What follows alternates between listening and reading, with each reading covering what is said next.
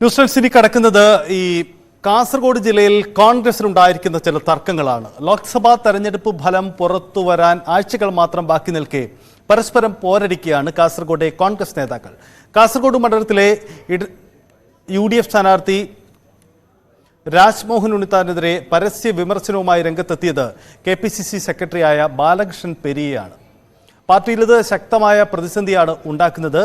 രാജ്മോഹൻ ഉണ്ണിത്താൻ പെരിയ ഇരട്ടക്കൊലക്കേസിലെ പ്രതികളുമായി ബന്ധമുണ്ട് എന്ന ആരോപണം ഉന്നയിച്ചുകൊണ്ടാണ് ബാലകൃഷ്ണൻ പെരിയ ഇന്നലെ ഫേസ്ബുക്കിലൂടെ രാജ്യപ്രഖ്യാപനവും പാർട്ടിയിൽ നിന്ന് പുറത്തു പോകുന്നു എന്ന പ്രഖ്യാപനവും നടത്തുന്നത്. ഒപ്പം ബാലകൃഷ്ണൻ പെരിയ പങ്കുവച്ച ഫോട്ടോ കോൺഗ്രസ് കേന്ദ്രങ്ങളിൽ വലിയ ചർച്ചകൾക്കിടയാക്കുകയാണ്.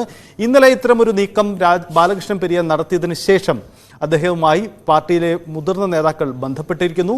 ആ ബന്ധപ്പെടലിനൊടുവിൽ ഫേസ്ബുക്ക് പോസ്റ്റ് പിൻവലിക്കാനും ബാലകൃഷ്ണൻ പെരിയ തയ്യാറായി. പക്ഷേ കോൺഗ്രസിനകത്ത് നിലനിൽക്കുന്നത് വലിയ ഒരു തർക്കമാണ്. അതിൻ്റെ പുതിയ സാഹചര്യങ്ങളിലേക്ക് ഇത് മാറുന്നു എന്ന പ്രത്യേകതയും ഉണ്ട്. KV ബൈജു നമുക്കൊപ്പം ചേരുന്നു. ബൈജു, ഇന്നലെ നമ്മൾ ഈ വാർത്താ സംപ്രേഷണം ചെയ്തപ്പോഴുണ്ടായ രാഷ്ട്രീയ സാഹചര്യത്തിൽ എന്തെങ്കിലും മാറ്റമുണ്ടായിട്ടുണ്ടോ? ബാലകൃഷ്ണൻ പെരിയ അദ്ദേഹം തൽക്കാലം ഈ ഫേസ്ബുക്ക് പോസ്റ്റ് പിൻവലിച്ചത് നേതാക്കളുടെ ഇടപെടലിനെ തുടർന്നാവാം. അതിനപ്പുറത്തേക്ക് ഈ തർക്കം ഉടലെടുത്തത് എങ്ങനെയാണ്? രാജ്മോഹൻ ഉണ്ണിത്താനെ പോലെയുള്ളവരുടെ പ്രതികരണം ഈ വിഷയത്തിൽ ഉണ്ടായിട്ടുണ്ടോ?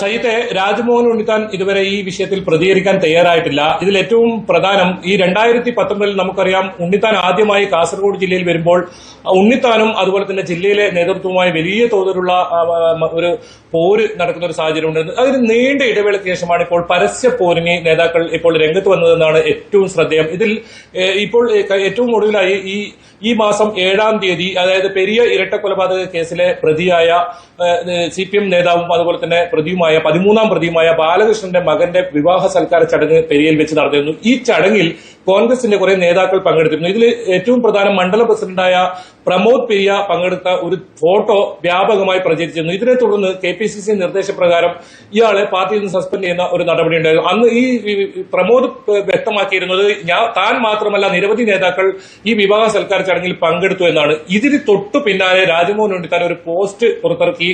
ഇത്തരത്തിൽ ഏതെങ്കിലും എത്ര ഉന്നതരായാലും അവർക്കെതിരെ നടപടി ഉണ്ടാകണം, ഇത്തരത്തിലൊക്കെയുള്ള ഒരു പോസ്റ്റാണ് ഉണ്ണിത്താൻ പുറത്തുവിട്ടത്. ഇതിന് തൊട്ടു പിന്നാലെയാണ് ഇന്നലെ രാത്രിയോടുകൂടി ബാലകൃഷ്ണൻ പെരിയ, അതായത് KPCC സെക്രട്ടറിയായ ബാലകൃഷ്ണൻ പെരിയ ഉണ്ണിത്താനെതിരെ രൂക്ഷ വിമർശനവുമായി രംഗത്ത് വന്നത്.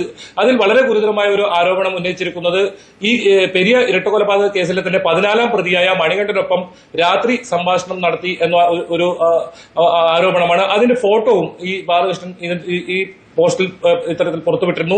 എന്തായാലും ഉദുമയിലെ ഉദുമ മണ്ഡലത്തിലെ സ്ഥാനാർത്ഥിയായിരുന്നു ബാലകൃഷ്ണൻ. അന്ന് ബാലകൃഷ്ണനെ തോൽപ്പിക്കാൻ ഉണ്ണിത്താൻ രംഗത്ത് വന്നു എന്നൊരു ഗുരുതരമായ ആരോപണവും ബാലകൃഷ്ണൻ വരെ ഈ പോസ്റ്റിലൂടെ എന്തായാലും വ്യക്തമാക്കിയിട്ടുണ്ട്. ഏതായാലും അരമണിക്കൂർ കൊണ്ട് തന്നെ ബാലകൃഷ്ണൻ ഈ പോസ്റ്റ് നീക്കം ചെയ്തിട്ടുണ്ട്. അതായത് KC വേണുഗോപാൽ ഉൾപ്പെടെയുള്ള നേതാക്കൾ തന്നെ നേരിട്ട് വിളിച്ചു, അതുകൊണ്ടാണ് ഈ പോസ്റ്റ് പിൻവലിച്ചത്. ഏതായാലും ഇതിൽ ചർച്ച ഉണ്ടാവും, സമവായ ചർച്ച ഉണ്ടാവും എന്നാണ് മനസ്സിലാക്കാൻ സാധിക്കുന്നത്. എന്തായാലും ബാലകൃഷ്ണൻ പെരിയ ഈ കാര്യത്തിൽ പരസ്യമായ ഒരു പ്രതികരണത്തിന് തയ്യാറായിട്ടില്ല. ഏതായാലും ജില്ലയിൽ ഒരു വലിയ വിഭാഗം തന്നെ രാജ്മോഹൻ ഉണ്ണിത്താനെതിരെ രംഗത്തുണ്ട് എന്നത് ഒരു വാസ്തവമാണ്. ഏതായാലും തെരഞ്ഞെടുപ്പിൽ തന്നെ തോൽപ്പിക്കാൻ ഇത്തരത്തിൽ രക്തസാക്ഷികളുടെ ആത്മാക്കളുടെ പോലും പൊറുക്കാത്ത കുറ്റം ചെയ്തവർ എന്തോ തനിക്കെതിരെ പ്രവർത്തിച്ചിട്ടില്ലെന്ന് എങ്ങനെയാണ് കരുതുക എന്ന് ഉൾപ്പെടെയുള്ള ഒരു ആരോപണവും ഉണ്ണിത്താൻ ഉന്നയിച്ചിട്ടുണ്ട്. ഏതായാലും ഉണ്ണിത്താൻ ഈ കാര്യത്തിൽ ഒരു പ്രതികരണത്തിന് തയ്യാറായിട്ടില്ല. ഒപ്പം ബാലകൃഷ്ണൻ പെരിയയും പരസ്യമായി നമ്മുടെ ക്യാമറയ്ക്ക് മുന്നിൽ വരാൻ തയ്യാറായിട്ടില്ല. എന്തായാലും താൻ വാർത്താ സമ്മേളനം വിളിക്കുമെന്നായിരുന്നു ഇന്നലെ വ്യക്തമാക്കിയിരുന്നത്. അത് മാത്രമല്ല പാർട്ടി വിടും, താനും ഉൾപ്പെടെയുള്ള നിരവധി നേതാക്കൾ പാർട്ടി വിടുമെന്നായിരുന്നു ബാലകൃഷ്ണൻ പറഞ്ഞത്. ഏതായാലും തൽക്കാലം ഇപ്പോൾ അത്തരത്തിലുള്ള നീക്കങ്ങളിലേക്ക് പോയിട്ടില്ല. എന്തായാലും വലിയ തോതിലുള്ള ഒരു ഉണ്ണിത്താനും അതുപോലെ തന്നെ ഒരു വിഭാഗം കോൺഗ്രസ് നേതാക്കളും ഒരു പരസ്യ പോരിലേക്കാണ് കാര്യങ്ങൾ പോകുന്നതെന്ന് വേണം ഇതിൽ നിന്ന് മനസ്സിലാക്കാൻ. ബൈജു, ഇതിൽ KPCCയുടെ ഇടപെടൽ ഉണ്ടാകുന്നു എന്നതാണ് പ്രധാനപ്പെട്ട കാര്യം. ഇതിൽ KPCC കാസർഗോഡിലെ പ്രശ്നം ഒരു പൊട്ടിത്തെറിയിലേക്ക് പോവാതിരിക്കാനുള്ള ജാഗ്രത നടത്തുന്നു. അങ്ങനെ സംസ്ഥാന നേതൃത്വത്തിൽ ഇടപെടൽ ഉണ്ടാകുന്നു, ആ നേതാക്കൾ കൂടുതൽ ഇടപെടൽ നടത്തുന്നു എന്നതാണ്. അങ്ങനെയെങ്കിൽ അത്തരം അനുനയ ശ്രമങ്ങൾ ഒരുപക്ഷെ കാസർഗോഡും പ്രകടമായേക്കാം. ബൈജു, ഒരു കാര്യമുള്ളത്, ലോക്സഭാ തെരഞ്ഞെടുപ്പിന്റെ ഫലം വന്നിട്ടില്ല. ഒരുപക്ഷെ കാസർഗോഡ് CPMൽ നിന്ന് തിരിച്ചുപിടിച്ച സീറ്റാണ്. ആ സീറ്റിൽ ഒരു കൈമോശം ഉണ്ടാകും, ഒരു നഷ്ടമുണ്ടാകുമെന്ന ചിന്ത കോൺഗ്രസ് കേന്ദ്രങ്ങൾക്കിടയിൽ ഉണ്ടാവുന്നുണ്ടോ? ആ ചിന്തയുടെ പ്രതിഫലനമാണോ ഇപ്പോൾ ഈ നടക്കുന്ന ആരോപണ പ്രത്യാരോപണങ്ങൾ? ബൈജു, അങ്ങനെയുണ്ടോ?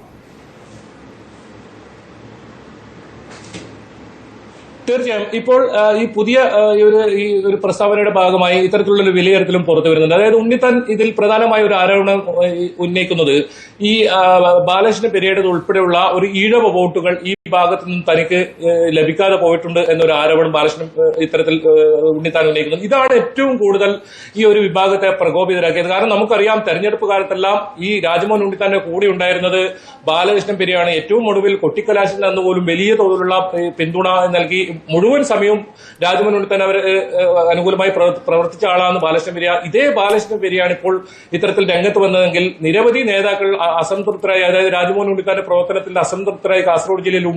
അത് നമുക്ക് പല ഘട്ടങ്ങളിൽ അറിയാം. മുൻ DCC പ്രസിഡന്റ് ഉൾപ്പെടെ വലിയ തോതിലുള്ള വിവാദങ്ങളൊക്കെ നേരത്തെ ഉണ്ടായിരുന്നു. ഭക്ഷണം കൊടുത്തില്ല എന്നൊക്കെ പറഞ്ഞ് വലിയ വിവാദങ്ങൾ ഉണ്ടായിരുന്നു. ഉണ്ണിത്താൻ ഇത്തരത്തിൽ പ്രശ്നമുണ്ടാക്കാൻ നിരവധി പ്രശ്നങ്ങൾ ഉണ്ടായിരുന്നു. എന്നാലും ഈ തെരഞ്ഞെടുപ്പ് ഫലത്തെ സംബന്ധിച്ചിടത്തോളം വലിയ ഒരു ആശങ്ക UDF കേന്ദ്രത്തിൽ ഉണ്ട്. അത് ഏതായാലും തള്ളിക്കളയാൻ കഴിയില്ല. പ്രധാനമായും കാരണം 3 മണ്ഡലങ്ങളിൽ, അതായത് ഇടതിന്റെ ശക്തി കേന്ദ്രങ്ങളായ പയ്യന്നൂർ, കല്യാശ്ശേരി, തൃക്കരിപ്പൂരിൽ ഇത്തവണ പോളിംഗ് ശതമാനം കൂടിയതും എന്തായാലും ആശങ്ക UDF കേന്ദ്രങ്ങളെ സംബന്ധിച്ചിടത്തോളം ആശങ്ക ഉണ്ടാക്കുന്ന കാര്യമാണ്. ഇവിടെ കള്ളവോട്ട് നടന്നു എന്ന ആദ്യം തന്നെ ഉണ്ണിത്താൻ ഒരു പ്രതികരിക്കുന്ന ഒരു സാഹചര്യം ഉണ്ടായിരുന്നു. അതിന് തൊട്ടു പിന്നാലെയാണ് തനിക്ക് ലഭിക്കേണ്ട കോൺഗ്രസ് വോട്ടുകളിലും CPM-ന് പോയിട്ടുണ്ടെന്ന തരത്തിൽ വലിയ തോതിലുള്ള ചർച്ചകൾ വന്നത്. ഈ ഒരു ചർച്ചയാണ് ഒരു പക്ഷേ ഇത്തരത്തിൽ ബാലകൃഷ്ണ പെരിയ ഉൾപ്പെടെയുള്ള നേതാക്കളെ പ്രകോപിതരാക്കിയതും ഇത്തരത്തിൽ ഒരു പോസ്റ്റ് ഇടാൻ നിർബന്ധിക്കപ്പെട്ടതും. ഏതായാലും പെരിയ ഇരട്ടക്കൊലപാതക കേസുമായി ബന്ധപ്പെട്ട വിഷയങ്ങളാണ് ഇതിൽ പുറത്തു പറയുന്നതെങ്കിലും ഇതിൽ ഇത്തരത്തിലുള്ള കാര്യങ്ങളുണ്ട്. ബാലകൃഷ്ണൻ പെരിയ തന്നെ പറയുന്നുണ്ട് തന്നെ തോൽപ്പിക്കാൻ രാജ്മോഹൻ ഉണ്ണിത്താൻ ശ്രമിച്ചു എന്നൊരു ആരോപണം കൂടി ഇതിൽ ഈ പോസ്റ്റിൽ പറയുന്നുണ്ട്. അതുകൊണ്ട് തന്നെ ഉണ്ണിത്താൻ ഇത്തരത്തിലുള്ള ഒരു പ്രതികരണം നടത്തിയതും ഇവരെ പ്രകോപിതരാക്കിയിട്ടുണ്ട്. ഏതായാലും UDF-നെ സംബന്ധിച്ചിടത്തോളം ഏതായാലും അത്ര ആശ്വാസകരമായ ഒരു കാര്യമല്ല. ഏതായാലും വിജയിക്കുന്ന ഈ കാര്യത്തിൽ എന്തായാലും ഇത്തവണ സീറ്റ് നിലനിർത്തുക എന്നത് UDF-നെ സംബന്ധിച്ചിടത്തോളം അഭിമാന പോരാട്ടമാണ്. അതേസമയം തന്നെ ഇത്തരം പ്രശ്നങ്ങൾ മുന്നണി ഉൾപ്പോൾ പ്രശ്നങ്ങൾ ഉണ്ട് എന്ന് തന്നെയാണ് ഇത്തരം കാര്യങ്ങളിൽ നിന്ന് വ്യക്തമാവുന്നത്. ബൈജു, ഒരു കാര്യം കൂടി, ഈ പെരിയ ഇരട്ടക്കൊലപാതക കേസ് ചർച്ചയാക്കിയതാണ് 2019 രാജ്മോഹൻ ഉണ്ണിത്താനത്തിന്റെ വിജയത്തിലേക്ക് പോലും വഴിയെത്തിച്ച ഒരു പ്രധാനപ്പെട്ട രാഷ്ട്രീയ വിഷയം. അതൊരു പ്രധാനപ്പെട്ട വിഷയമായിരുന്നല്ലോ. അങ്ങനെ കോൺഗ്രസ് ശക്തമായി നിന്ന് ഈ പെരിയ കൊലക്കേസിൽ ഈ നിലപാടെടുക്കുമ്പോൾ അതിലെ പ്രതികളുമായി ബന്ധപ്പെട്ടു എന്നൊരു വാദം ഈ ബാലകൃഷ്ണൻ പെരിയ ഇപ്പോൾ അവിടെ ഉന്നയിക്കുമ്പോൾ അതിന് ഈ ഉണ്ണിത്താൻ അടക്കമുള്ളവർ നൽകേണ്ടി വരുന്ന മറുപടി ചെറുതായിരിക്കുമല്ലോ. ഇപ്പോൾ തൽക്കാലം നിശബ്ദനാണെങ്കിൽ കൂടിയും ഉണ്ണിത്താനൊക്കെ ഒരു വിഷയത്തിൽ നിലപാടുണ്ടായേക്കാം.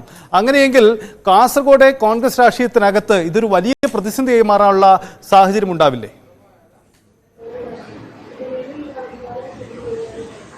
തീർച്ചയായും ഇതിൽ തുടക്കമിട്ടത് രാജ്മോഹൻ ഉണ്ണിത്താൻ തന്നെയാണ്. അദ്ദേഹം ഇട്ട പോസ്റ്റിലാണ് ഇത്തരത്തിൽ രക്തസാക്ഷികളുടെ ആത്മാക്കൾ പൊറുക്കില്ല, മാപ്പ് തരില്ല എന്ന രീതിയിൽ ആദ്യം പോസ്റ്റ് ഇടുന്നത്. ഇതിൽ കോൺഗ്രസിന്റെ ഉന്നത നേതാക്കൾ ഉൾപ്പെടെ ഈ വിവാഹ സൽക്കാര ചടങ്ങുകൾ, അതായത് CPM നേതാവിന്റെ വിവാഹ സൽക്കാര ചടങ്ങുകളിൽ പങ്കെടുത്തിട്ടുണ്ട്.